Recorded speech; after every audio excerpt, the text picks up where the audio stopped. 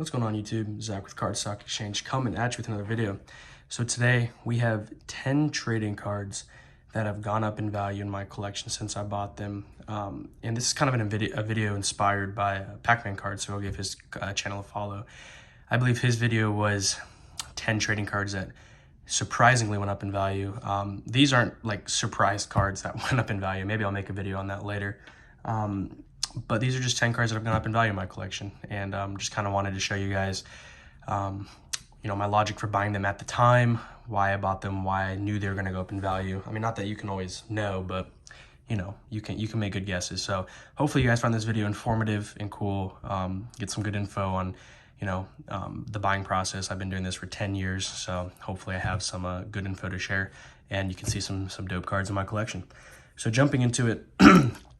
We have this first card out of 56 LeBron James on-card auto from Ultimate Collection 05-06. So this one seems like a pretty obvious thing, but LeBron James autographs are the way to go, right? Like I just don't see these cards ever going down in value. I've owned so many over the course of time, and they've just always continued to go up in value. And the logic behind that is he doesn't have very many on-card autos. He doesn't have very many autos, for that matter, in his Cavs uniform, because I think he stopped signing in like 08, 09, or 09, 010, one of those 2 years, for like the on-card, or not the on-card, but for like the license, I guess. He had some high school autos after that, but these are more collectible. Moral of the story is I paid $2,900 for this card in November of 2020, so this wasn't like a pre-market explosion buy, right? Like this was during the market boom, and again, my logic was pick these up, LeBron James on-card auto. So yeah, pick that one up. Next, this one was kind of luck more than anything, but we have Giannis second year, 1 of 2 Noir, whatever you say it, on-card logo tag patch auto. So this one, bought this at the 2017 National. Same with this one, bought that at the 2017 National. My logic for buying this at the time was Giannis was more of an up-and-coming player. He wasn't like a true superstar yet by that point. But I figured, hey, he's going to be good. This is a good card of him. And I paid, I think, $1,300 or $1,400 for this. In hindsight, great buy, right? But at the time, that was a lot for this card. So I was paying pretty competitive compared to market value. But again, my logic was good basketball player, good set, on-card auto, and it's a logo tag, and second year. So when you're buying stuff, go for the rare stuff or numbered stuff. That's always seems to bode well. So next we have the Kevin Durant Hot Prospects patch auto. This kind of follows out of $399. This kind of follows the same logic as the LeBron, right? Superstar player, patch auto, rookie year, multiple color patch, numbered, auto all on stickers, stuff like that, right? It's not the most premium set. That's why it's considered probably his third best rookie patch auto behind like the Exquisite and the SP Authentic. But again, I paid $350 for this card, I think, in 2017. So again, some of these, all of these are recent. So these two were more like I just held on to them long term. But again, when you're buying basketball, go for those things: rookie auto, patch auto, stuff like that, numbered stuff from iconic sets like National Treasures. Well, they don't make Exquisite anymore, but you can buy it for those years. So moving into more modern stuff that I picked up, again, during the COVID boom. So, this should be able to give you guys a little more good advice, more applicable, right? So this one, Ja Morant Optic Holo 10. My logic was Ja's an up-and-coming player. Optic Holos are very tough to get in the 10, and Optic Holos sell well. They're collectible, I should say. So with that being said, I paid, oh man, I got this on like a lot deal. Paid $1,200 for the lot. So I think I picked this up for $400. Oh man, I want to say $400 because I picked up an Impeccable. I think the Impeccable's in here. Anyway, point is $400 or $500. It was one of those two numbers. And again, my reasoning is, I was not a big Ja guy. Like if you ask anybody else, telling people I would not buy Ja, I wouldn't touch him. And then he proved me completely wrong in the playoffs, and I saw like what this guy could be. And I think the Grizzlies are actually surrounding him with a good team, unlike the Pelicans are doing with Zion. So I figured this would be a good pickup amongst a ton of other Ja stuff I picked up. So again, young superstar, collectible set. It's a tough card to grade in a 10. So it's going to have a low pop count, more rarity than like just a base Optic 10 or a Prism base 10. So again, that was the logic when buying that card. Next, we have this one. This is I'm not gonna say this one like skyrocketed in value since I bought it. I paid $300 for this, but I know it's gone up a little bit, but I wanted to include this because I think this fits a different mold than like Ja, who's already a superstar, right? This is a super short print, first off the line, so collectible set prism, first off the line, so it's even considered more rare. It's not numbered, but it's a super short print. It's the blue shimmer PSA 10, so I think it's like, you know, pop 20 or whatever. I don't even know. I haven't even looked at it. Maybe it's lower than that. But the point is, the logic with this card, right? You know, he's going to be either the second or third guy on that team. I think he could be the second guy. He's a wing guy, so, you know, like a Paul George-esque. So he could take over with Trae Young as opposed to like John Collins. So he has that potential. And something like this is a complete potential play, right? So you're buying this card thinking, okay, this guy's going to pop. He's put up like 20-something points in the playoff game that he actually played in because he sat out most of the playoffs with like injuries and stuff. So again, I wanted to share this card because I think it's, you know, collectible set, first off the line, PSA 10 of a quote-unquote speculative player because he could be a boom or bust, right? So that's logic when picking up something like that. So if you're going to go for a boom or bust guy, I guess the point is go for something big, like go big or go home, right? Like with the Ja, Optic Holo, it's not like the rarest card in the world, but like Cam Reddish, you know, that's a rare card right there, especially in the PSA 10. So if you're going to go for speculative plays, if they're already considered a little cheaper, just go big or go home because that card could completely boom or completely bust. So it's like a growth stock, I guess, is a good comparison, right? So this one, I picked this up at the National. I gave cash and trade, but I'm into it $2,000. So that's what I'm into it. So I don't do a lot of baseball, but again, the logic with this, Yankees, so collectible team, top prospect in their system, top prospect in baseball.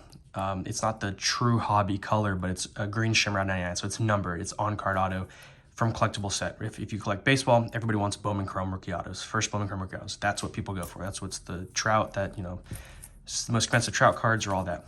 So again, that's the logic when buying this. Collectible team, collectible player, it's numbered and it's from a good set, even though it's a PSA 9. So now we have another Ja. I got two more Jaws. So this one. All the logic I already said about Ja applies, but for this card specifically, it's out of 149. Revolution's a tough grade, tough set to grade. So it's a PSA 10. I think it's like a pop under 30. So it's low pop, numbered rookie from a collectible set. People really like those Revolution inserts that are numbered, so it's a true rookie. Not like the rookie Revolution, but true rookie. I paid $400 for this at the National. Technically, I got like a $20 card thrown in, so I guess you could consider this like $380, if you want to call it that. But point is, pick this card up with that same logic. So, you know, everything about I said Ja Morant, and then apply that logic I said to this card. So I promise this is the last Ja I'm going to show you guys.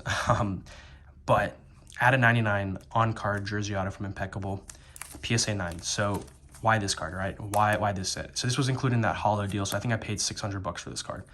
So, but why this card? So Impeccable is tough grade. You can see how thick that card is. And so they're going to grade these tough. So it's a 9. 10s are like near impossible. So it's a high grade for this. It's a low numbered card, jersey auto on card. So what I told you guys about earlier with the Durant, it's a patch auto. This is on card Ja. So we know with like LeBron, like let's look at historical sets, right? History tells us like LeBron's SP Authentic jersey auto. That's a very collectible card. Durant has, you know, the jersey patch autos. So it's like, okay, apply that logic to now. What are the patch autos of rookies that we can get? National Treasures, which is like just ridiculously expensive, so I'm not playing in that range. But like reasonably priced cards, right? Impeccable's next up. It's an expensive product, and it's like true on-card autos, and it's got like a canvas design.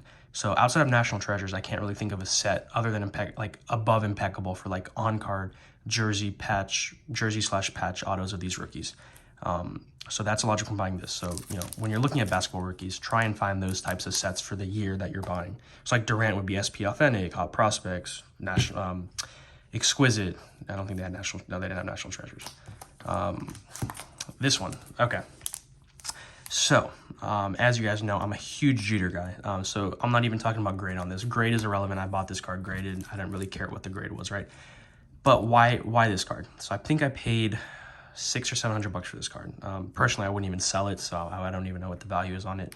But I know I've been offered like double that, right? I'm not saying that to brag. I'm just saying, you know, this is a video about cards that have gone up in value. So how did I know to buy this? Why did I buy it? So I've been collecting Jeter a long time. So he's a very collectible player. He's not like the greatest player in baseball history, but collectible, Yankees, captain. So his criteria and 3,000 hits. Like his collectability speaks for itself. But how do you know what card to buy of him? So when you're looking for players like Jeter and other stuff, I would stay away from like the modern Panini stuff, like all the modern top stuff. Go for old school, like Upper Deck, Ultimate Collection, stuff like that. The old school patch autos for baseball really hold their value. And this is out of 34. This is I've collected Jeters, like I said, for like 10 years. This is the, I think, first or second time I've ever seen this card for sale, so I had to jump on it. But we have the dual patch on card auto. Just presents beautifully. It has the patch autos that we talked about, the on card, and it's a collectible set. So it's old school, it's Upper Deck. It is Upper Deck, right? Yeah, Upper Deck. And it's an old school set. People like that stuff for like baseball. They like the and even basketball, like the old school autos, old school patches. So when you're buying stuff of like older players, look for that pre-Panini, pre-Top stuff. Look for the Upper Deck. With LeBron James, like I said, it's all Upper Deck. But like look for those sets. That's what holds value in the long term. And finally, we have my most recent pickup. Shrouded in controversy, I guess, whatever you want to call it. But I'm from Houston, so I'm a big Deshaun Watson guy. So why did I buy this, right? So first off, this set specifically for Prism, they're all silvers for the rookies, but I forget how rare it is. I think it's like a couple per box, maybe. I could be wrong. Point is, they're rare, hard to get, rookies. Secondly, these cards are notorious for having dimples. Like they're crazy. Like I have a McCaffrey, I've had a couple. They're all have dimples. These are tough cards to grade, is the point. Again, star quarterback when he's playing. And his prices have dropped significantly. Like he is a buying opportunity. I've been buying a lot of his stuff. I think he's going to play again eventually. He's going to get traded to a good team, Miami. And if he goes to Miami, they're Super Bowl contenders, right? And if he's actually playing, like that's completely realistic. So, yeah, I have a sleeve on, that's why it's like that. So, but why this card, right? I traded for this card, but ultimately what I'm into this card, $1,000. So PSA 10s are few and far. I mean, they're not like few and far between, but there's a decent amount of them out there. Same with like the Mahomes. A Beckett 10, so this is the only Beckett 10 I own. Logic with this, buy Beckett 10s if you can, because those are very hard grades to get. If you had a black label, that's awesome too. I mean, I don't know if I could ever bump this card. I haven't really like examined it that deep. But Beckett 10s are very hard to get, especially for this set. This is a hard set to grade. So I think the pop is already like 30. It's like super low, 30, and which, they probably mass produce this crap, even though it's like a couple per box. So, very low pop. Beckett 10s hold value, superstar quarterback, Prism silver, so collectible set. I mean, even though they're all silvers from this year, the rookies, but it's a collectible Prism silvers people like to collect, and it's low pop. So again, that's logic when you're buying this. Go for like the star players, Prism rookies, stuff like that, collectible sets. And if you can get Beckett 10s, again, Beckett doesn't give these out, so they're harder to get than a PSA 10, so that's why these hold value. So yeah, thank you guys so much for watching. Like I said, I hope this video is very informative to you guys. It's a little long. Hope you stuck through it. You gotta see some of the cool cards in my collection, and again, my logic for buying them, why I bought them when I did. And yeah, until next time, go give our company website a follow, or sign up for our company website. Go do our social medias. You can see my printer and school supplies in the background, back in the dorm, not the dorm, but back in college at the apartment. So yeah, but yeah, go give our company website a follow us on Instagram, stuff like that, sign up for it. And yeah, hopefully make a new video sometime soon. And until next time, guys, thank you so much for watching. Make sure to like, subscribe, comment down below, and peace.